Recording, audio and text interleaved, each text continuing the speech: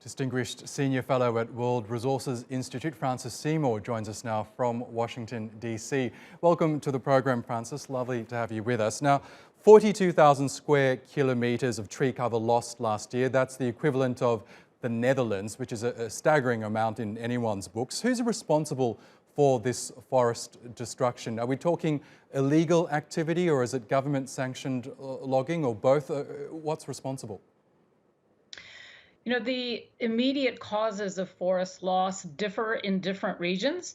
And certainly in many places, the forest clearing is illegal. We've seen in the data, incursions into protected areas, into indigenous territories. So certainly illegality is a big part of it.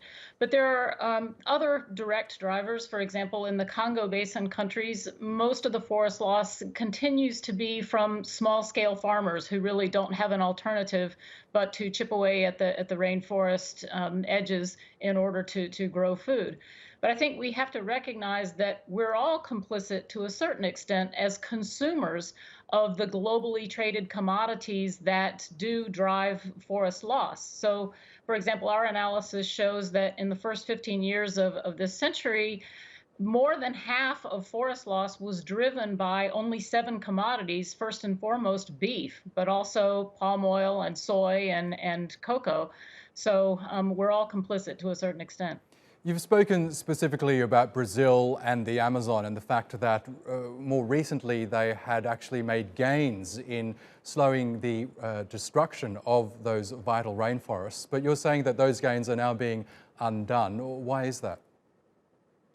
You know, it's a complex set of factors, and we're still in the process of analyzing details. Part of what's going on is the impact of climate change on forests themselves. Even though last year the fires in Brazil got a lot of press, there were actually more fires in 2020 than in 2019. And alarmingly, these fires are now happening inside the rainforest, which is very difficult to burn. And a huge area that was lost was actually in the world's largest wetland in the Pantanal, which was suffering a severe drought.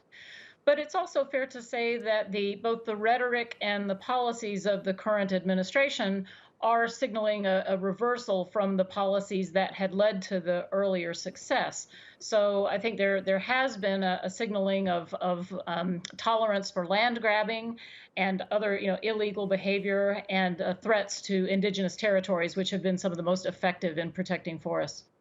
We know the pandemic has strained government budgets across the world. Are you worried that in an attempt to help their economies recover, that leaders will perhaps give in to the temptation and allow or open up their forests to commercial interests?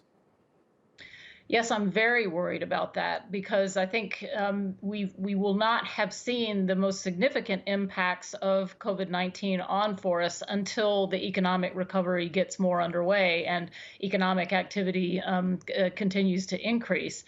And as governments emerge from the pandemic with constrained fiscal resources, with high levels of debt, they will very much be tempted to either cut the budgets of law enforcement agencies that are needed to protect forests, or grant new licenses for investment in agribusiness development or new infrastructure projects as a way of creating jobs.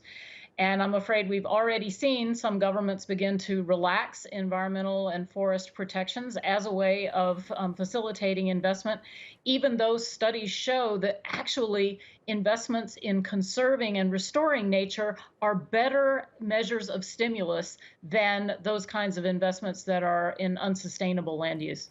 We've heard a lot about how the world's rainforests sustain some vital ecosystems and biodiversity, but tell us more about the effect they have on the climate crisis and what the destruction of forests means for bringing down global heating.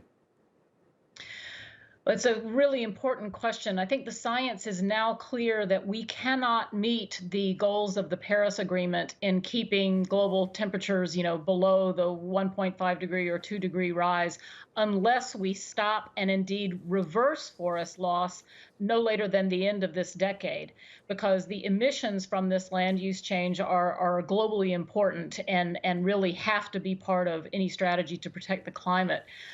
Even more than that, what we're seeing is that the longer we wait to reduce emissions, not only from forests, but also from all the other sectors, from fossil fuel emissions, the more likely it will be that we'll be seeing these feedback loops, a vicious cycle where weather gets warmer and drier with climate change, forests become more vulnerable to fire and pests. I mean, we saw in Germany a tripling of forest loss just in the last 2 years because of bark beetle infestation. And so, pests as well as the fires.